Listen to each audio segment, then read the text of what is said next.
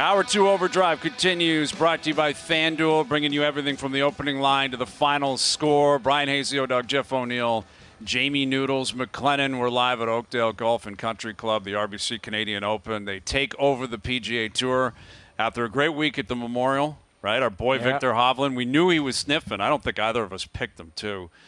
Of course we didn't. But he's been playing really well for a while, and he had himself an outing yesterday, the back nine. And you know what he did today?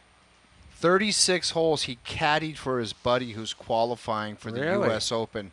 He's looping for his buddy after winning a tournament. I love that story. That is so. I love this guy. Like, I think he is the easiest guy to root for. He's always kind of laid back. He's cracking jokes with Jack Nicklaus.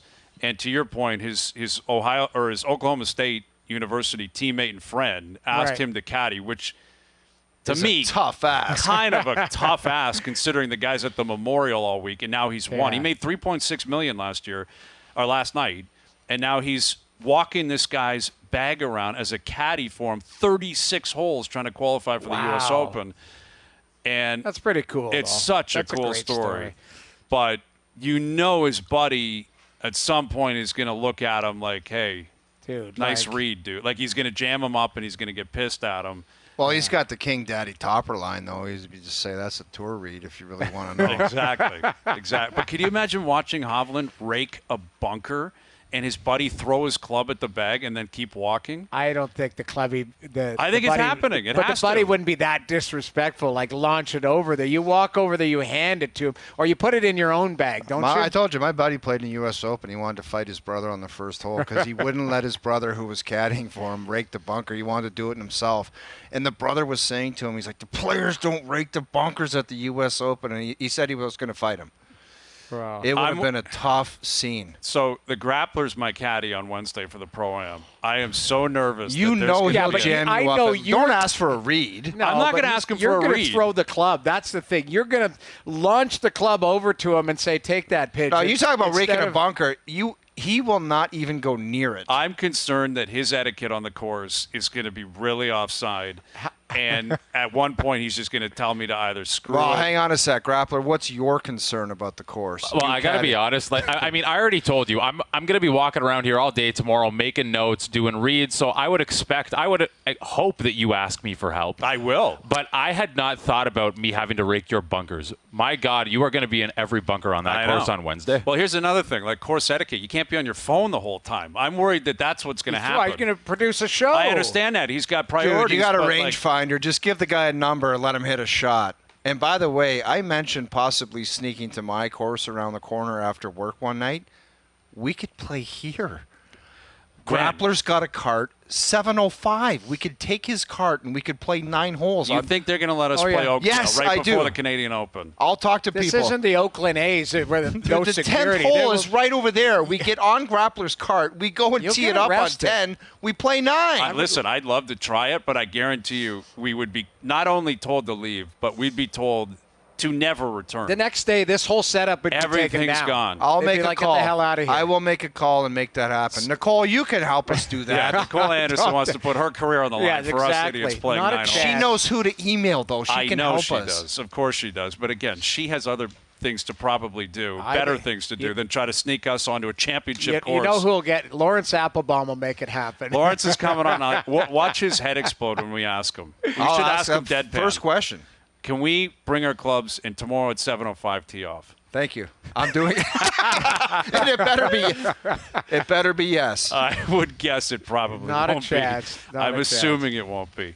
All right, joining us now on the Maple Toyota Hotline, here's our TSN Hockey analyst. Somehow found a way down to Vegas. Somehow made his way down. Yeah. He was just in Europe like a week Accidentally, ago. though. Just found a way to get down to Vegas. Tough. Here's our TSN Hockey analyst, Mike Johnson. How's life down there, Johnny? Well, someone's got to cover it down here, guys. I mean, listen, it's a grind. It's a lot of work. Yeah. It's really, really hot. But, no, it's good. It's obviously Game 2, pivotal game. Game 1 was a lot of fun. I've been here like 5 days. I'm ready to go to Florida just to get out of Vegas. That's how long I've been here. But, no, it's I got no complaints so far. Johnny, be honest. In off days, have you spotted any... Who's the most hungover? No, but I'm saying like any media people or whatever, like making notes or doing their blogs or whatever from Wet Republic at a table or something like that. Yes. Yeah, yes. I've seen some work be done poolside. Like yesterday they had this one place called Circus Viewing, Circus whatever. Yeah, like you don't know the name of the place, Yeah. Johnny. Get serious. Allegedly. I can't Cheetahs. quite remember. Yeah, but it's stadium pool, stadium swim, whatever. Okay. It's like a pool party, but there's like a jumbotron television. So there were several members of the media last night watching the Miami Heat game, allegedly working and doing some stuff. So listen, it's where you got to go to work. Everyone's staying on the Strip, even though the teams, both of them, are staying out in Summerlin. Even Florida, they're not staying anywhere near the Strip. They're out in the suburbs. But all media is all around all the time. Johnny, we were talking about the series in the dynamic of a series, and it's still early, and we think Florida's going to respond, but we were comparing the Golden Knights kind of to the Nuggets, where if you don't get that game 2, man, it's not like you're done, but you're getting close to it, no? Yeah, I mean, I think the numbers would suggest, I think it's 86% of all time, 2 up, you win the series, not to mention, Vegas is a very good team. I think, it's so pivotal this game because if it's 2-0 Vegas, it's got the momentum, they got all the belief, feels like they're on their way. If Florida gets it, though, completely flipped. They have the confidence, Yeah. They get their mojo back. They're thinking we're going back home, we got them right where we want them, we came here for one, we got it. It really is a swing sort of game, but I think the difference is in this series, for Florida to win, their best 2 players, Matthew Tkachuk and Sergei Bobrovsky, who have been incredible all playoff long, both of which were not great in Game 1, have to be great. They can't just be okay. They can't be average. They got to be great. If they are, Florida's right in this series. If they're not, I don't think Florida has a chance in this series. Where Vegas, because they're a little bit deeper, not so dependent on their stars, they can have Jack Eichel can be just okay, and they're still going to win. That kind of pressure is on, different kind of pressure on Tkachuk and Bobrovsky to make sure they're great for Florida to have a chance. Johnny, what did you make? I mean, that game started, it looked like Florida started, they on time. They were flying, had some chances, had some looks, and then Vegas got into the game. But you're heading into the third period 2-2, but I felt like Vegas was the better team as far as numbers and on paper. But, you're going into the third period on the road in Game 1, haven't played in 10 days. You're feeling pretty good about your game, and then all of a sudden, Vegas continues to chip away. They get ahead, and they don't look back, and then it gets greasy near the end. Yeah, you're right. The talk about the rust factor for Florida was a non-factor. They were excellent, energetic, and probably as sharp or sharper than Vegas. And even though maybe Vegas had been slightly better through 2 periods, we're sitting there watching the game saying, this is what Florida does. They hang around. They're in the game. They would take 2-2 heading to the third. They've won a ton of close games. They've won a ton of overtime games. They're full of confidence in these situations because they've only won them throughout the playoffs. But in the third period, a couple of really nice plays. I mean, the White Cloud goals, one that Bob reacted as though he should have had. He couldn't see it. He didn't find it. And then the Stone was on a Tkachuk turnover, a really nice play, and the game was over. I think probably the right team won the game. But I think Florida has a lot more in them, and they'll have to be better tonight. As far as the grease goes, it wasn't just late, Jamie. It was from the puck drop. It's like Florida wanted to live up to their reputation. We're kind of chippy. We're kind of, we want to push the boundaries a little bit. And I don't know how many pops in the jaw Alex Pietrangelo took. It must have been 40. Like every single whistle, somebody was grabbing him, face wash, stinky mitt, little jab, and he would not respond. I think he knew, given his reaction in the Edmonton series when he tried to chop Draisaitl's hand off, that he was responding to getting, roughed up, that Florida was going to come for him. And he was determined not to react after the whistle, and he didn't. And I think that was a big part of the first game as well. 7 penalties for Florida, 3 for Vegas. Just more discipline required for Florida if Vegas is not going to interact with that kind of post-whistle scrumming. Johnny, one of the cliches we love to throw around in sports regarding the NHL is it's a copycat league. With how aggressive Vegas has been in trying to acquire quality pieces, and with what Florida's done, bringing in Matthew Tkachuk, do you think there will be any GMs looking at those 2 teams saying, I have to try to do something like that, or do you think it's just that's the way we did it, we have to stay on our own path? I think, what these two teams will prove is I don't ever want to hear a GM saying it's too hard or you can't make big trades. Because clearly you can. These two teams have. Now, I think, the conservative nature of many GMs would not have them all go down this road. But, I mean, the idea that it can't be done is wrong because it can. And sometimes you have to trade good players. Yeah, that's what I love, Johnny, when they say, right? Cool, we couldn't get rid of that guy. Yeah, you can. Yeah, well, we got rid of Marc-Andre Fleury and Nate Schmidt and Max Pacioretty and all our first-round picks. And we did all those things because we wanted different players. And we did it. We got rid of Alex Tuch and Peyton Krebs because we wanted Jack Eichel. That's what they did. So, yeah, of course you don't want to lose any of those players. Alex Tuch is William Nylander. They're the similar kind of player. Mm-hmm. You don't want to lose William Nylander, of course. But if you want to get a different kind of guy, maybe it's a decision you have to make. Don't act like it can't be done because clearly these two teams prove it. And the current GM of the Leafs has proven it can be done. So, Johnny, we had a spirited debate in the last hour about if Vegas wins the Cup, will Bill Foley demand to get the Cup first? I don't know if you've ever seen that. Hayes thinks he's going to do it. I'm making that call right now. I think he steps right over Stone and says, absolutely not. I get the Cup first. First owner in NHL history. He's going to switch it right up. He's going to go NFL and NBA style where the owner gets the trophy. Yes. First. Well, have you ever seen an owner on the bench, Johnny? Like literally on the bench in warm-up.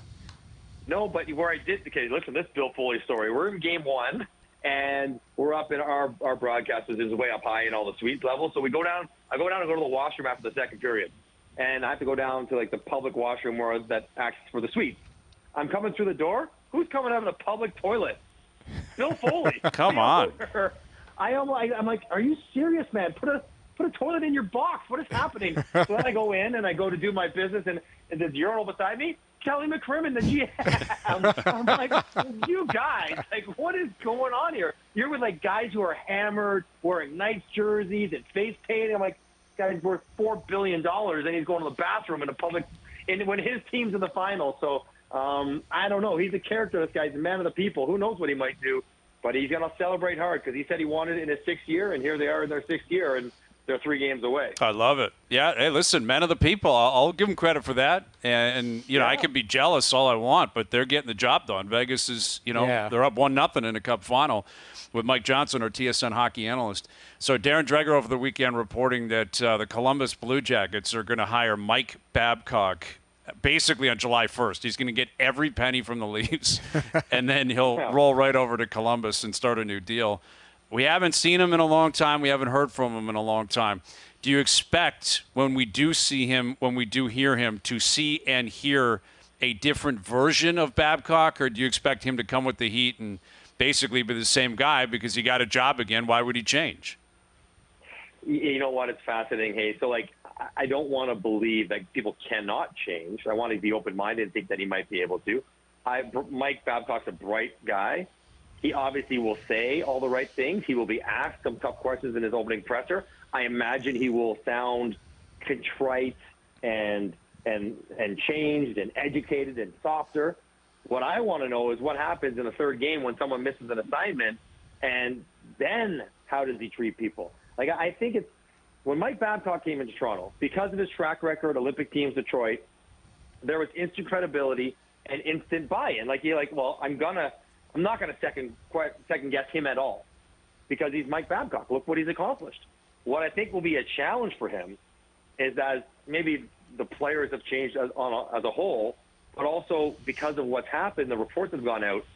I don't know if the guys will just blindly take everything he offers up. And how will that dynamic go when someone's like, you can't talk to me that way, or go bug off because you can't, I'm not hearing that noise, can't treat me that way. I just wonder when that sort of stuff happens, if it does, what the dynamic is. It's curious fire to me.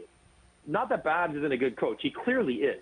But they already had a stern, taskmaster, demanding coach. His name was John Tortorella. He was there 2 years ago. So it feels like they're going back to a similar kind of guy looking for a different result. And if you're Johnny Gaudreau, you're like, hang on. Mm-hmm. I thought, I was coming to Columbus for a different kind of experience, and now I'm right back into a really demanding guy. So he'll say all the right things, but I still think that won't be enough. He's got to show with his behavior that he's changed and that he's learned and he's a bit different. Otherwise, I don't think it would work with this group of players. And Columbus, who has a lot of money and want to spend it, there's probably already, respectfully, here comes the disrespectful thing, there's probably a Columbus tax already because it's Columbus and it's not New York. And now there might be a Mike Babcock tax for free agents. Like, do I want to go play for that guy for 6 years? What's my life going to be like when I do that? So, Columbus is a unique market, but I don't know if they made it any easier for themselves to get free agents this summer. Well, Johnny, to add to that, if you just look at the roster, like, is Patrick Laine going to be a Mike Babcock type of guy? Like, doesn't have a choice. That's why I like it. You don't have a choice anymore. Well, it's not Patrick Laine world. Well, Goudreau was great under Sutter. He was great with and Sutter. Johnny Goudreau had his best season under Daryl Sutter, and by all accounts, loved Daryl and wanted if he was coming back, he wanted Daryl to be there for the duration. Like, that's what you hear out of Calgary. But ultimately, like, this is a young team that's kind of turning over. Like, they didn't get Bedard. They're going to get a good pick. They're going to get a good player. But, is Babcock going to be in a situation here, Johnny, like he was in Toronto, where he doesn't have Matthews and Marner and, Nylander at a young age. He's got Johnny Goudreau, who's 29. Right. And Laine at, what is he, 25, 26. Like, to me, this is a different type of team. I don't know if these guys, if it's the right fit. No, I'm sure they're going to pay him a fair amount of money. I think Columbus has always felt desperate to get their name out. They want to make splashes, right? They want to sign. As they should. Exactly. But I think, listen, and Goudreau was a big get. Goudreau was the number one free agent. He's a stud. Yeah. But this feels more like them saying, if we can't get the players to put us on the map, we'll get the coach. We'll get the guy that'll have everyone talking about us. And that's exactly what's going to happen. When Mike Babcock shows up, and he's going to be Mike Babcock, and you do it right he's going to have all the cliches, and he's going to do his thing, and he'll do the rounds, and he'll be on his best behavior, and he'll make people in Columbus think, wow, this guy's the real deal, because he is. Yeah. But they're not going to win anytime soon. That team's terrible. That Columbus team is terrible. That Mike Babcock got that Detroit team into the playoffs the last couple of years with basically no business. And his first year with talent in Toronto, he got them in the playoffs too. He's a great coach. Yeah. And yet, if you look at his track record, I don't think he's won a round in the playoffs his last 8 trips. Mm-hmm. Someone check it for me. So it's like, I'm not. Of course, he's a very good coach. He'll be a good coach for Columbus. He'll make them better. But I just think there'll be a healthy dose of deserved skepticism from the players who talk and get around, share agents, share stories about, if he tries to ask someone to make a list of guys who don't work hard, that guy's going to be like, why don't you just take this list and show, you know what I mean? Mm-hmm. Like, I don't think he gets that same kind of unquestioned loyalty right away. He's going to have to prove it, which is going to be different for him. We'll see how he deals with that in a bit of a different situation. Johnny Hayes was talking about the idea that maybe one of the core four just doesn't get traded. And I'm assuming that's a strong possibility now. There's been enough people blabbing, and it's like, let everyone calm down, and we're just going to go back at it with those guys. If that being the case, there's still a lot of work to do with the roster, and as far as completing the roster for the fall, what would you attack? And it's a pretty obvious answer if you're not going to move one of those key four guys. Well, I mean, I think I need a top-flight defenseman. Like, that's where I'm spending my money. That's where I'm going to try to get a guy like that, a right-shot top-flight defenseman, fill out the bottom of my roster with whoever we can, young guys, league minimum kind of contracts. But I got to change the defense. And then I got to sort of the goaltending, which I think will sort itself out. But, I guess I'll have to redo the defense if they're not going to do anything. But I pose to you this, or Hayes or Noodles, even if they don't want to trade one of the core four, okay, and I agree with you, it's leaning in that direction. If they can't get William Nylander's name on a contract before August 15th or whatever, and I imagine Willie, who had a great year, deserves a raise, will fight for that raise and will fight for a great contract regardless of what happens to Matthews, does that make it then an easier trade to digest? Like, if you got to do Austin Matthews first, and you should, and he signs 5 years and it's $14 million a year, and then you really want, I want 8 years and I want 80. And you're like, well, hang on, we can't do that. 8 years at 80? When are we going to stop doing this nonsense and think that everyone deserves 10? Like, you got to have a bunch of really good players as opposed to thinking your guys are so much better than everyone else. I think it would be lunacy to do that. Well, do you think it's lunacy for him to ask for that? No, because somebody might give it to him. He can ask for that, It Johnny. wouldn't be me, though. No, I know, but if he get and if Nylander's like, well, it does. If that's the reaction, then doesn't it make it easier to make that trade? The Flames under Trey Leaving were just burnt by Gaudreau leaving for nothing. I don't think they will risk Nylander leaving for nothing. So they can't get him done early. I think that opens up the rationale and the mindset and a justification of making that deal if they can't get a contract done before the start of next season. Yeah, that one makes more sense in terms of letting it play out without having to announce anything today. Right. It's to your point, Johnny. It'll get leaked. Both sides are talking. They couldn't work it out. It seems likely Willie's going to walk. Then all of a sudden it changes the complexion.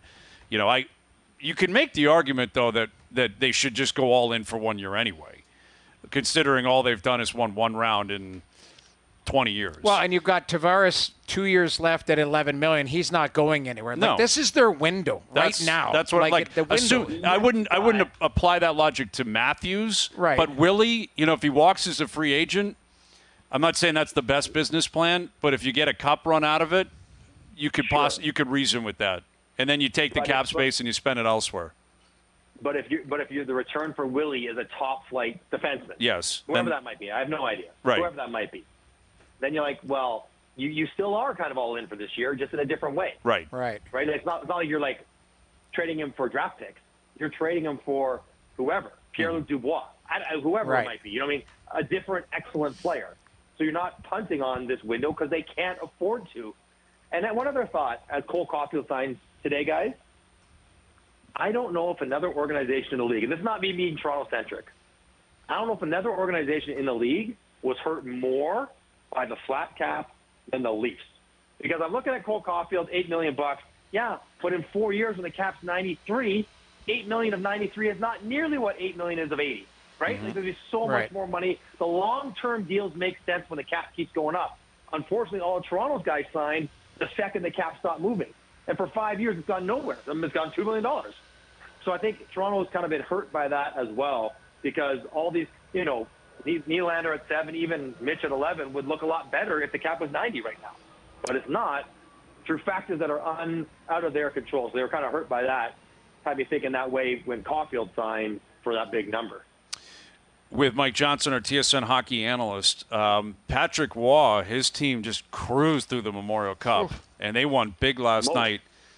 And they now beat some big boy teams too. They absolutely did, and now it's coming up again. Like, does he want to go to the NHL? If he does, what kind of teams would be looking at him? I'll say this. I mean, the guy's in the Hall of Fame, one of the great goalies of all time. He's established himself as one of the great coaches in CHL history as well. He's had a phenomenal run at Quebec. But what is your read on his future, Johnny? And do you think he can work as a head coach in the NHL? I think he can. I mean, I'm not one who said, well, he won Coach of the Year in Colorado. He must be a great coach. I think Semyon Varlamov won him Coach of the Year because Varley had a great year. And he had a tough end to his time there in Colorado, but that doesn't mean he can't be a very good coach. If his name was Mike Jones and he just rolled through the CHL and won a Memorial Cup, he would be the hottest coaching prospect out there. Of course he would be. That's where you get coaching prospects from the lower levels. He's done it at that level. Now, he has the resume, the finances, the life to pick and choose his spots. He won't just go to anywhere. But I think absolutely he's put in the time. He's been coaching junior for a long time. Yeah. The only thing is, and I don't know how he works with Patrick, with Quebec and everything else, but you would hate, he's got a big personality. And on a good team, a coach with a massive personality, I don't know, get a little, coaches are better served to just coach and not be the story. It'd be hard for him not, like, I play for Wayne Gretzky. I know what it's like. It's hard on a team when the coach is the bigger story than the team. Yeah. Oh, and you're getting that with Patrick Waugh. Well, that's the thing. Like, Tyson Nash used to say that Gretzky would just look at him on the bench and say, look, why am I coaching you? Like, I think I could play better than you right now. But, Johnny, the way that Patrick Waugh, this is a question I pose to everybody. The way he left Colorado, that took some shine off for me. Like, he jammed them up right before the season, and they had their worst season. That took the shine off for everybody. Well, he knew what was coming. He knew they were going to – they had a 47-point season, I believe, that year. Like historically awful. Ridiculous. And it was Jared Bednar that got hired, who's a great coach and obviously went on to win a cup. But do you think enough time has gone by? Because that's one thing that disappointed me about him is he just – I don't know the backstory, but it's just like – he's gone. He quit just before the season. Yeah, he bailed on them, plain and simple. Right. Now, if I understand it, I think there was some conflict with Joe Sakic and him, really, right, about control, and we just did this with Kyle Dubas about autonomy and all the rest of it. I think he wanted more than a coach usually has, and Joe was not willing to have it, and he bolted because, again, he's got the kind of life, and he doesn't need the coach. He can do whatever he wants. Go back and run Quebec again. Right. So, but that was what? 2016, I think, wasn't it? Yeah, 7 years ago. So a long time ago. He would have matured, different situation, different relationship, and a different ownership. Maybe a clearer understanding of what his responsibilities would be. And I think 7 years is enough time to not, you don't ignore it, but it's not going to eliminate him from consideration. All right, Johnny, try to enjoy yourself out there, okay, in Vegas. Tough Game time. 2 tonight. Yeah. And safe travels to FLA. Also a very difficult spot to work once you get there. So good luck with that, and thank you for this. I'm here to work, guys, and my money's on you getting at least 5 goals in tomorrow night. Thank you very much. You think that's a possibility, No Johnny? way. This is not amateur hour out See, here. We're the not problem at is, is I'm not exactly seeing a lot of golf carts out there, and I'm not walking and carrying. So this is the beauty of it. They'll say, yeah, you can go play it, but you got to walk, and you'll Be like, maybe I'll walk. If they let me walk 9 holes, I'll walk 9 holes. You're willing tomorrow. to make that sacrifice? Yes. All right, we got you. Will you? Yes, happily. Thank you, Johnny. See you, buddy. All right, boys. Mike Johnson, our TSN hockey analyst, joining us here on the Maple Toyota Hotline. Build your next dream Toyota at Maple Toyota and check out Maple Toyota's pre-owned inventory. Arriving daily, it's time to Toyota. Visit mapletoyota.com. Yeah, beggars can't be choosers. Oh, if they no, let you if they go ahead, but he'd be like, where's the cart? Where's my cart? Where's I'm my not doing caddy? it. I need food. I need coffee and Gatorade. And Let I me don't like ask you that this. pin. Let me ask you this. If Jimmy Nance was here, do you think Jimmy Nance could take a card out and play 9? Yes, I think okay, Jim Nance so why could- can't we? because you're not That's Jim why Nance. I don't You're care. not Jim Nance. I You're always not say Jim to Nance. somebody, like, just, I can't means I don't want to let you. If Well- Jimmy Nance can do it, we can do it. I think there's a lot of things Jim Nance can do that you can't do. And I think that's just a straight fact. Yeah, that's true. Well, I always say to people, how come that guy can do it and I can't? Let me do it. Well, do we need to get into the Yeah. philosophy of life and Yeah. celebrity status and people with connections? Jimmy Nance probably rolls around. I'll bet you he flies in Saturday morning, and because he doesn't get on. CBS takes over Saturday, Sunday, I think. Yeah, at 3 o'clock in the afternoon. Yeah, Jimmy Nance will be He's flying on in a private bird. Private bird Yeah. lands Yeah. and comes right here, calls it, and leaves. He'll be hanging around because NBC, our boy Sands, he's going to be kicking around. We're going to see Steve Sands. We're hoping to get him around the studio at some point this week. And, it's all good. It's all good. We'll see. We're asking, okay? The ask will be in. I'm willing to put a lot of money on. Not only do we get an emphatic no, we possibly get some shrapnel like, how dare you ask? Yeah, like that's And ballsy. I'm going to get taken out of the Pro-Am on Wednesday. Yeah. You might get me kicked out of the Pro-Am. Dude, there's another philosophy, okay? We just do it. What are they going to do? You just They'll kick act you like a out. big leaguer, and you just say, we're supposed to be out here. Yeah. We take the grappler's cart, and we just go tee it with – we wear these things around our neck, and someone's like, these guys are allowed out there. That is true. When you have something around your neck that looks professional, you can get away with a lot. Yeah. Can we speak to how cool the Grappler thinks he is with his golf cart? Oh, my my God. God, this He guy. is Does it around. have his name on it? I think. Does it have your name? No, that might happen by the end of the week, though. We'll see. We got to get a Just- personalized cart. There's no roof. And he means business motoring around. Dude, I here. called this guy when I pulled into the lot. He goes, I'll be there on the cart in 2 minutes. He comes over the hill with the arm on the wheel.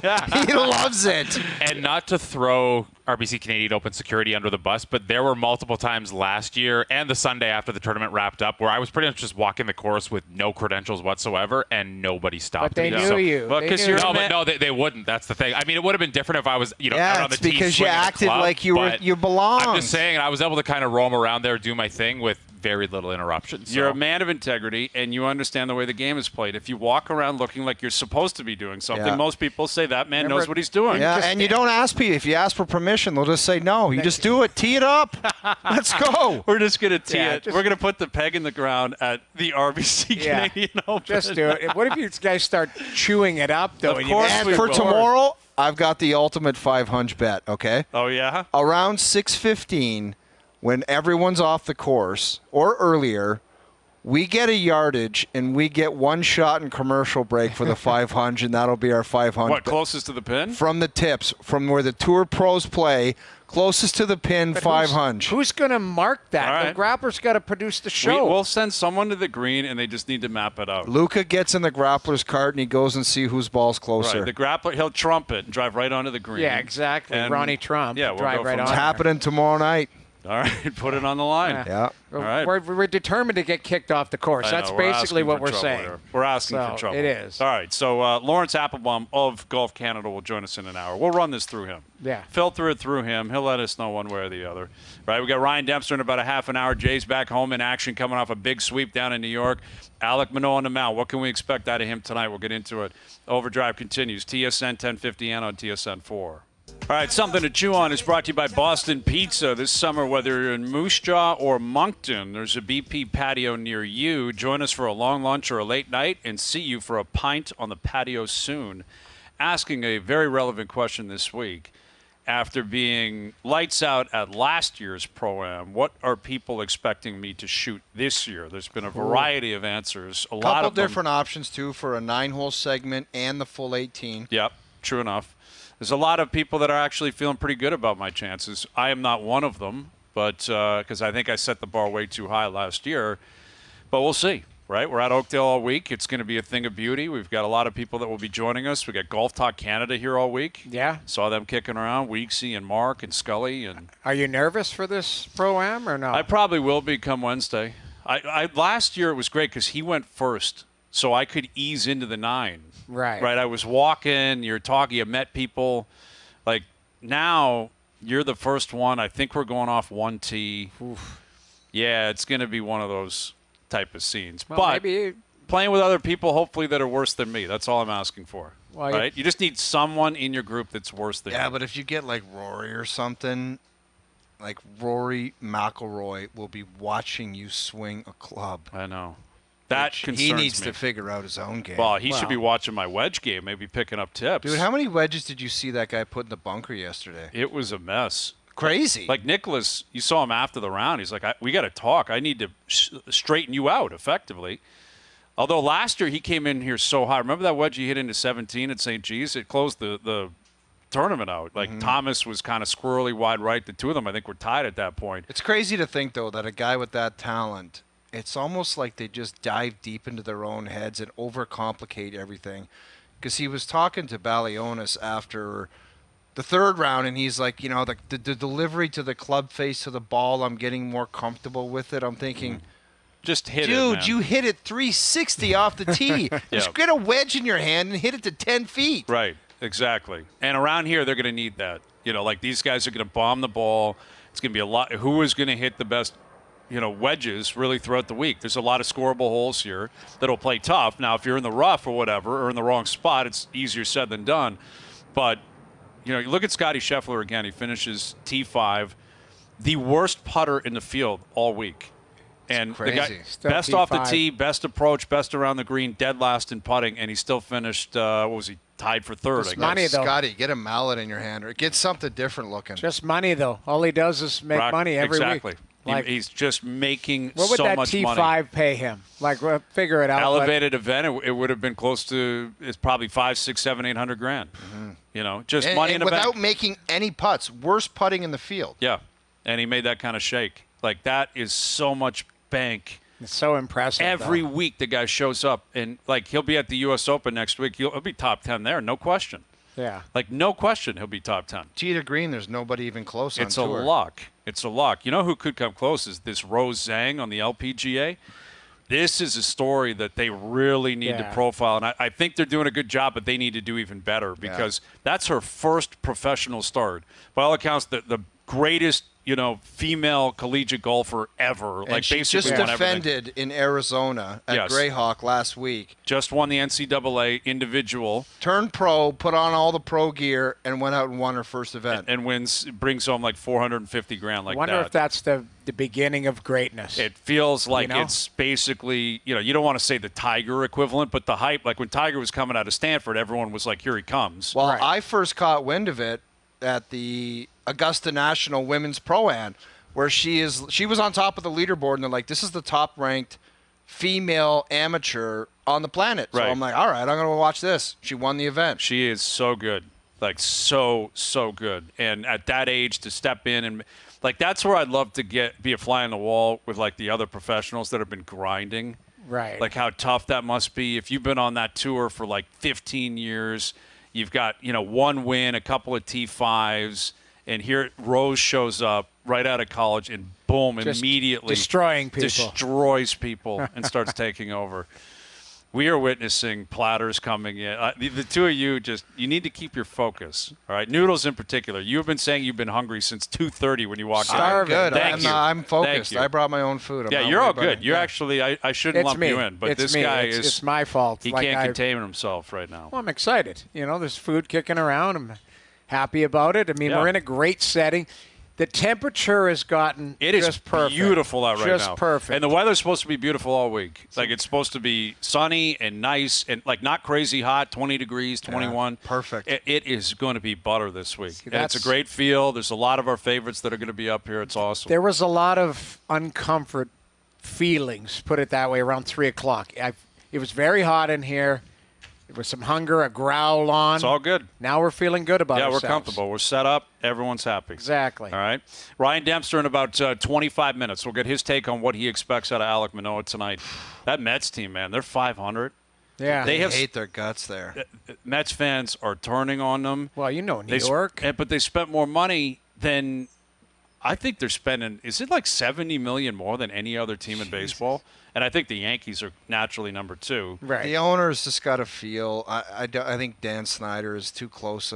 That's an unfair comparison. He's not Dan Snyder. But as far as the spending, and I want this and I want that, and it seems to be crazy. But you got to do that. Like you got to pick the right guys. The Mets will always be number 2 in New York.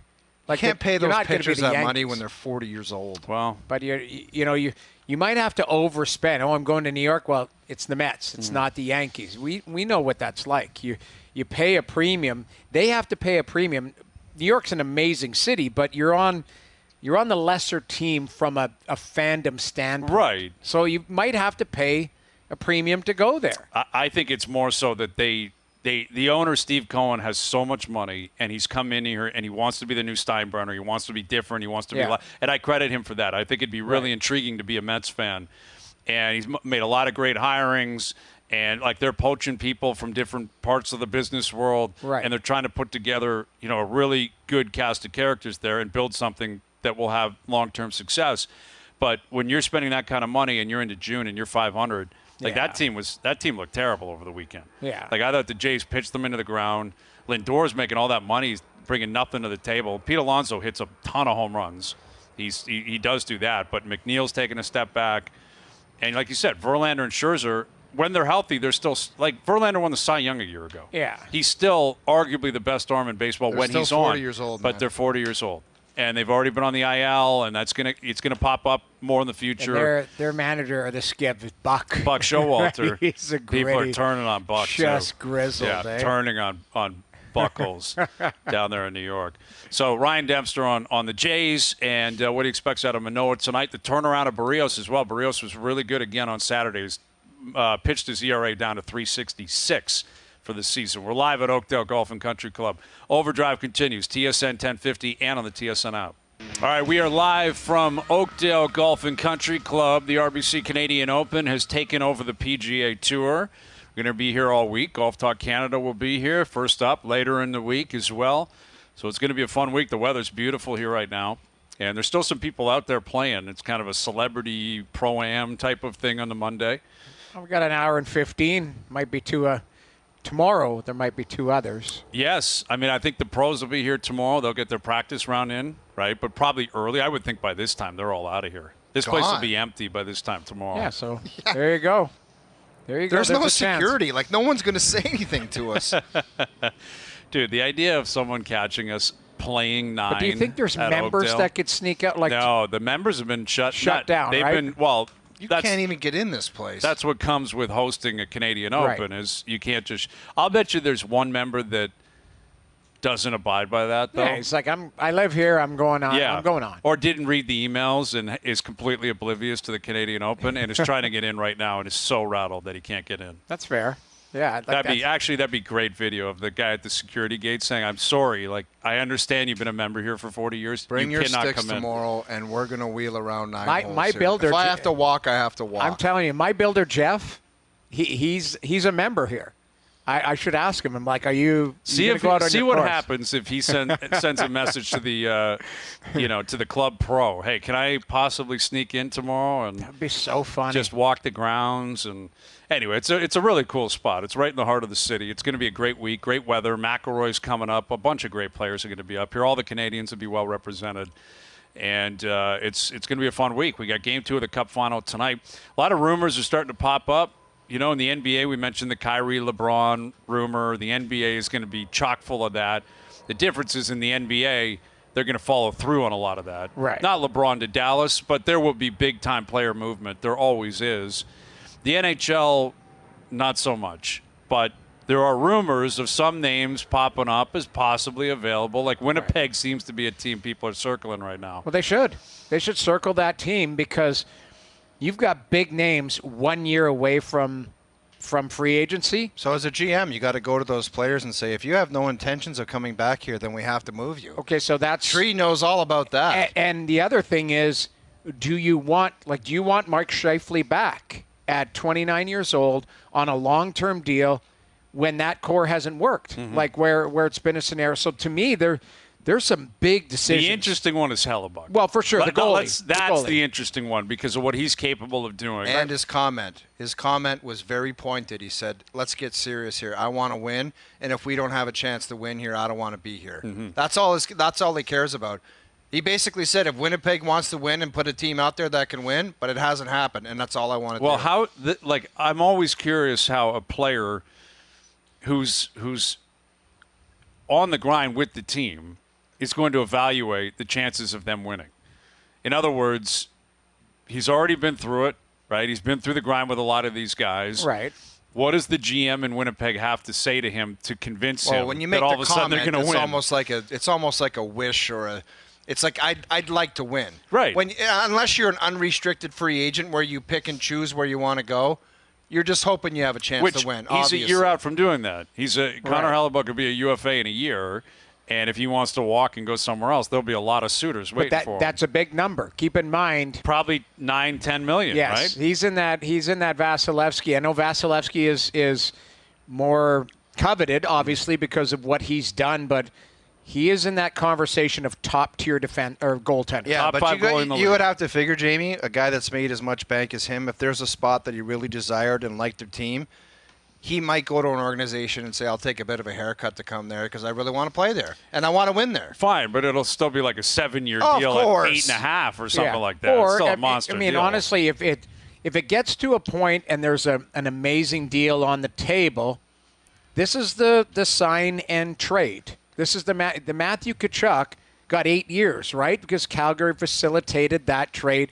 He got the 8th year and then got traded. Same thing with Hellebuck. Find a number, makes him an 8-year goaltender, then you move him potentially if you work with the team. The package bigger going the other way to Winnipeg, that's the way the NHL should be operating. Like sign and trades are smart business. Right. If you're going to lose the guy anyway. But the issue is it takes some power out of the team's hands because then the player dictates where he wants to go. The reason why the Tkachuk deal worked was because he gave them a list, and one of them was Florida. Right. Right. Where if the best deal on the table on a 1-year package is a place where he's not going to sign long term, right, then it changes the complexion of the chat. But like Hellebuck is a really intriguing piece because you can't miss with him if he's in your net.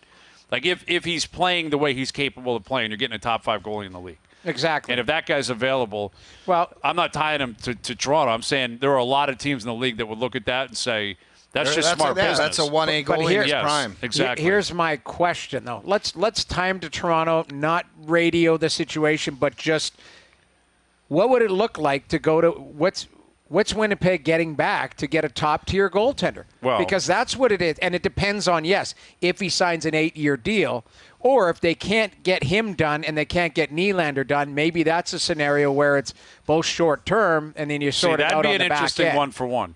That's something I'd do in a heartbeat if I were the Right. Leafs. Like if I think you need a sweetener because Hellebuck's a better player than Nylander. Sure, but if it's a 1-for-1 and they're both going to walk at the end of the Then year, yeah, then it's fine. kind of a Winnipeg wash. might ask for a little bit more, but the Right. point being is it's not going to be far off that. Willie scored 40 last year. Right. Yes, Hellebuck's a goalie. It's a more important position. But the point is if they both go to Winnipeg and Toronto and say, we're not signing, and I'm not signing for those with those teams either. Right. If it's a clear-cut 1-for-1, that's something I would be doing all day. Right. Because of what Hellebuck is capable of doing. Right. And how he immediately stabilizes the position. And then possibly you talk long-term with him on top of that. I think that's where we're focused on the core four. We'll get into this later because I think that's where Tree Living will focus. Yes, and that's where you can get a little bit creative for sure.